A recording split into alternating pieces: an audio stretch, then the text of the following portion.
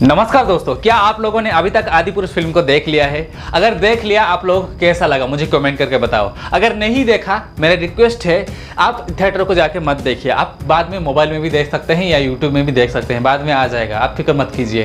क्योंकि यह फिल्म इतना भी अच्छा नहीं हुआ है, बिल्कुल अच्छा नहीं हुआ है। ये जो रामायण और रामचरितमानस को जिस तरीके से इस फिल्म में प्रस्तुत किया गया है, जिस तरीके से इस फिल्म में दिखाया गया है, बिल्कुल घटिया है, बिल्कुल बकवास है फिल्म। ये जो 600 करोड़ बजट में बनाया गया है आदिपुरुष फिल्म को, कहा जा रहा है 600 करोड़, लेकिन 600 करोड़ खर्च नहीं हुआ होगा। लगभग 400 से 450 करोड़ खर्च हुआ होगा। मैं ऐसा क्यों बोल रहा हूं? क्योंकि 120 करोड़ प्रभास को दे दिया गया, जो राम के किरदार निभा रहे हैं। और ये जो राम का किरदार है, आप राम को देख लीजिए, राम जी कैसे दिखते हैं उनको देख लीजिए, और प्रभास को देख लीजिए, इन दोनों में क्या फर्क है। प्रभास कार्टून लग रहे हैं। 1988 में जो नेशनल टीवी चैनल में रामायण दिखाया जा रहा था, रामानंद सागर का जो रामायण था वो 6 करोड़ का बना था। और अभी जो आदिपुरुष है उसको ओम राउत ने जो बनाया है, ये 600 करोड़ का है। इसमें VFX वगैरह लगा के रामायण को पूरी तरह से फाड़ दिया गया है।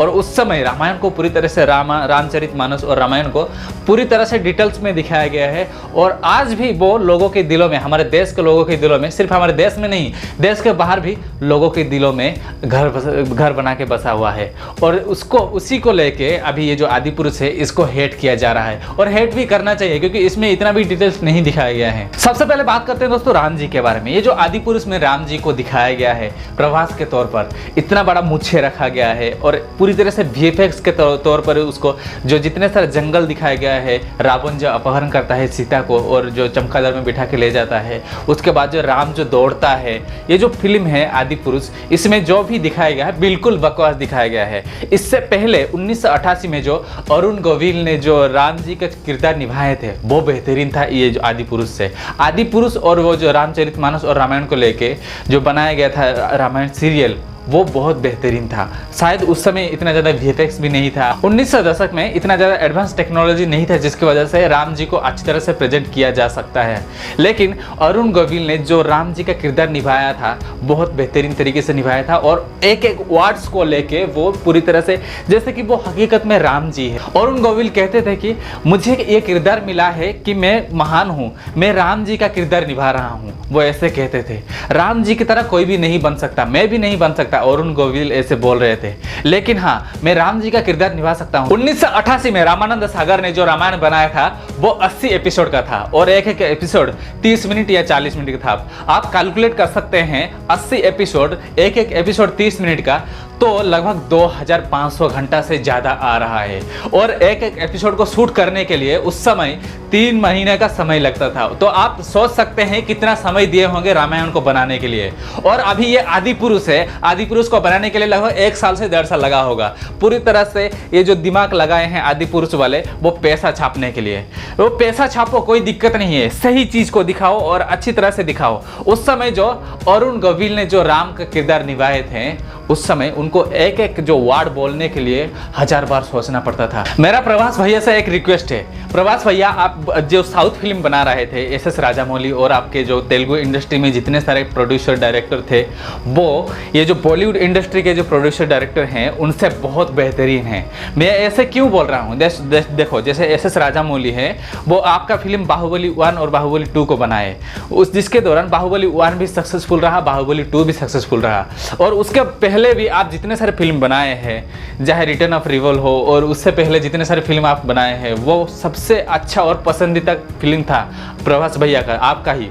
ये जो आप आके ये जो आदिपुरुष बनाए और जो बॉलीवुड में एंट्री करके आप जो सबसे पहले साहो बनाए, साहो बनाने के बाद आपका फिल्म आया राधेश्याम, उसके बाद ये आदिपुरुष आया। क्या लगता है आपको, आप बॉलीवुड फिल्म में आके सक्सेस हो जाएंगे? आप बॉलीवुड इसीलिए एंट्री किए हैं ताकि आपका करियर खत्म हो सके। आप, हाँ मानता हूँ आपको पैसा ज़्यादा मिल रहा है, लेकिन आपको हेट बहुत ज़्यादा मिल रहा है लोगों से। प्रभास भैया आप शायद समझ नहीं पा रहे हैं, ये जो बॉलीवुड वाले हैं आपको ख़त्म करने के लिए ही यहाँ पे बुलाए हैं बॉलीवुड को।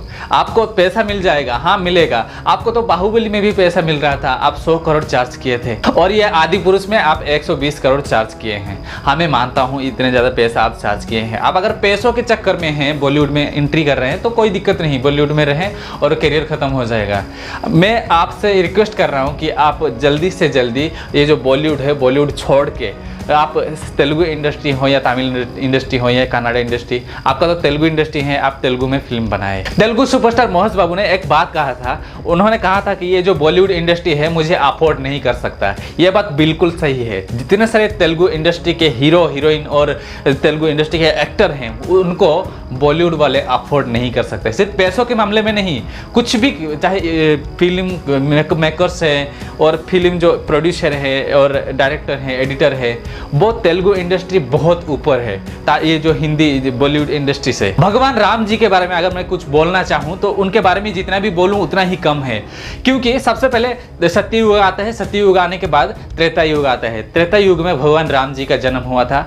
वो उनका जन्म अयोध्या में हुआ था और उनका मृत्यु भी अयोध्या में हुआ था। अभी जो उत्तर प्रदेश है वहाँ पे हुआ था।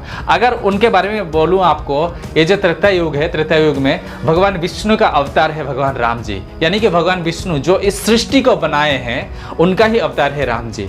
और राम जी का ये जो भगवान विष्णु का अवतार पहले राम, जो त्रेता युग है, त्रेता युग में पहले राम लिए थे, उसके बाद वामन, उसके बाद परशुराम जन्म लिए थे। त्रेता युग का आयु कितना आपको पता है दोस्तों? त्रेता युग का आयु है लगभग 12,96,000। अभी जो हम जीते हैं 1 साल, उस समय त्रेता युग में 1 दिन था। आपको एक छोटा सा रिक्वेस्ट करता हूं, अभी का जो 1 साल है 365 दिन है, उस समय 1 दिन था। तो जो पूरे त्रेता युग था वो 12,96,000 साल था। तो आप कैलकुलेट कर सकते हैं, कैलकुलेट करके मुझे बता सकते हैं। आपका कंप्यूटर फट जाएगा, आपका कैलकुलेट पूरी तरह से ब्लास्ट हो जाएगा इसको कैलकुलेट करते करते।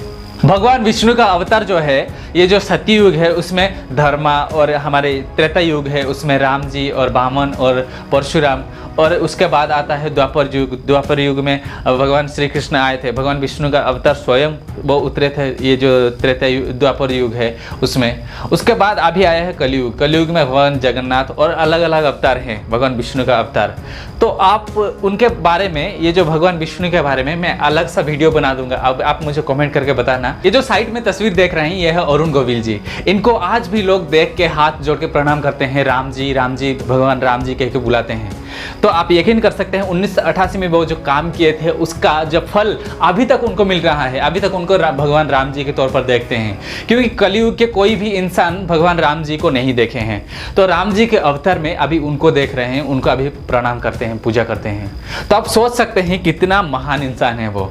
तो अभी आए हैं आदि पुरुष। आदि पुरुष है जो मोटा मोछड़ वाले प्रभास, इनको लोग पूजा करेंगे? थोड़ी ना पूजा करेंगे, इनको पूजा नहीं करेंगे, क्योंकि उनका कैरियर खत्म कर चुके हैं बॉलीवुड वाले। माता सीता के किरदार में कृति सनन ने निभाए हैं। आप देख सकते हैं कृति सनन का, उनको इस ये जो आदि पुरुष फिल्म है इसमें अर्धनग्न दिखाया गया है। अर्धनग्न आप समझ सकते हैं, मैं ज़्यादा कुछ बोलना नहीं चाहता हूँ माता सीता जी के बारे में। और उस समय दीपिका चिकाली ने जो माता सीता के किरदार में निभाए थे।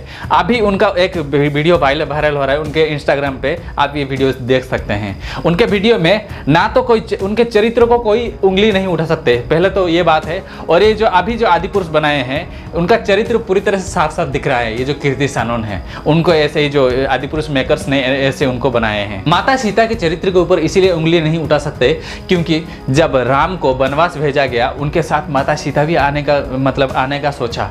माता सीता भी सोचा कि अगर मेरा जो पतिदेव है, मेरा जो स्वामी है वो जा रहे हैं तो उनके साथ मैं भी जाऊंगा। उनके साथ भैया लक्ष्मण भी उन्होंने उनके साथ जाने के लिए सोचा।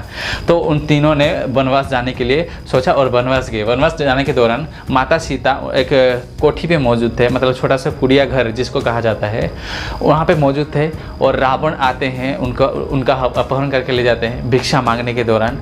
और वो वाला भिक्षा और ये वाला भिक्षा, सैफ अली खान जो भिक्षा मांग रहा है वो कैसे, सैफ अली खान को भी आप देखो वो ऐसे भिक्षा मांग रहा है जैसे धमकी दे रहा है। उस समय जो रावण आया था वो पुष्पक विमान में लेके गया था। और यहाँ पे ये जो रावण है वो चमगादड़ में बिठा के माता सीता को वो रस्सी से बांध के ले जा रहा है। माता सीता को रावण ने अपहरण करके ले गए। अपहरण करके लेने के बाद जब पहली बार हनुमान जी मिलने के लिए गए, भगवान हनुमान उनके माता सीता को मिलने के लिए गए, जाने के दौरान उन्होंने एक अंगूठी दिया, वो राम जी का अंगूठी था। अंगूठी देने के बाद उन्होंने कहा कि राम जी जल्दी ही आ रहे हैं। वहाँ पे भी माता सीता अपने चरित्र के ऊपर कोई भी आंच आने नहीं दिए थे।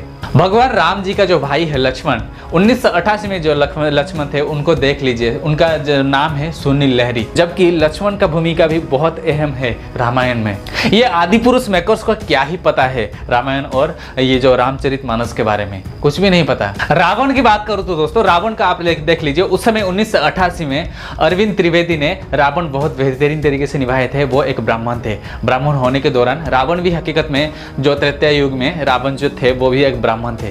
वो माता सीता के ऊपर, उनके ऊपर कोई भी आंच आने नहीं दिए थे, अपहरण किए थे, हाँ उनको भगा के ले गए थे। भगा के लेने के दौरान उनके अच्छी तरह से एक सेफ जगह पे रखे थे। माता सीता ने कहे थे कि मैं तुम्हारे सोने का लंका में रहना नहीं चाहता हूँ, नहीं चाहती हूँ, जिसके दौरान उनको अलग जगह पे रखा गया था। और अभी के जो रावण है सैफ अली खान, एक मुस्लिम है, उसको छपरी की तरह बाल काट दिया गया है। ये जो साइड में फोटो देख रहे हैं इस लड़का का, इसी की तरह रावण का भी बाल काटा गया है। और उसका जो सर दिखाया जा रहा है, एक्चुअली रावण का जो सर था वो ऐसे लाइन बाई लाइन था, 10 सर था। और ये जो आदिपुरुष फिल्म में जो दिखाया गया है वो वर्टिकल टाइप का, यहाँ पे एक और यहाँ पे एक, वहाँ पे एक। मैं ऐसे मजाक कर रहा हूँ। अभी ये जो रावण का सर दिखाया गया है, यहाँ पे 5 और उसके ऊपर 5, क्यों 10 ही सर क्यों दिखाए? आपके पास VFX है, आपके पास अच्छा सिनेमेटोग्राफी है, आप रावण का जो सर है एक के ऊपर एक रख सकते हैं, उसके ऊपर और एक ऐसे रख के दिखा सकते हैं, पूरी तरह से लंबा दिखा सकते हैं रावण का सर, 1000 सर दिखा सकते हैं, ऐसे क्यों दिखाए? त्रेता युग में भगवान राम का जो सेवक था हनुमान, वो सबसे ज़्यादा पावरफुल था। सूरज कितना बड़ा आपको पता है? उसमें लगभग लाखों, 10 लाख से ज़्यादा पृथ्वी समा सकता है सूरज में। लेकिन आप सोच सकते हैं उस सूरज को भगवान हनुमान जी वो निगलने के लिए गए थे, और वो छोटा बच्चे जब थे भगवान हनुमान, उस समय वो निगलने के लिए गए थे। तो आप सोच सकते हैं कितना पावरफुल है हनुमान जी। बस ये जहाँ पे युद्ध में उतारे उस युद्ध को कभी ही नहीं हारे हैं। भगवान हनुमान ही एक हैं वो जो कभी असफल नहीं हुए हैं। तो आप सोच सकते हैं ये जो आदिपुरुष में दिखाया गया है, हनुमान पूरी तरह से डरा हुआ है। और हनुमान का जो घटिया डायलॉग है, कपड़ा तेरा बाप का, तेल तेरा बाप का, आग भी तेरा बाप का, और जलेगी भी तेरी बाप का, ऐसे भगवान हनुमान जी का जो डायलॉग है, भगवान हनुमान जी कभी ऐसे नहीं कहे हैं। ये जो देवदत्त नगी है ना, उनका किरदार को निभाए हैं, हनुमान के किरदार को। और इसमें वो पूरी तरह से एक मुस्लिम, मतलब जैसे औरंगजेब जैसे दिखते थे ना, उन्हीं की तरह वो दिखते हैं। मैं क्या बताऊं आदिपुरुष के बारे में। अगर आप वीडियो में यहाँ तक पहुँच गए हैं तो एक बात ध्यान से सुन लो, आप आदिपुरुष मत देखिए, आप पुराना रामायण देखिए जो रामानंद सागर ने बनाए हैं, उसको आप देखिए, तब आपको समझ में आएगा हकीकत में हमारे भगवान राम जी का क्या किरदार है, हनुमान, माता सीता और लक्ष्मण का क्या किरदार है। तो आपको बताना चाहूँगा, अगर वीडियो में आप यहाँ तक पहुँच गए हैं तो वीडियो को लाइक कीजिए और वीडियो को शेयर कीजिए और मेरे चैनल को सब्सक्राइब कीजिए, पास में बेल आइकन प्रेस कीजिए। मिलते हैं अगले शानदार वीडियो में, तब तक के लिए थैंक यू सो मच।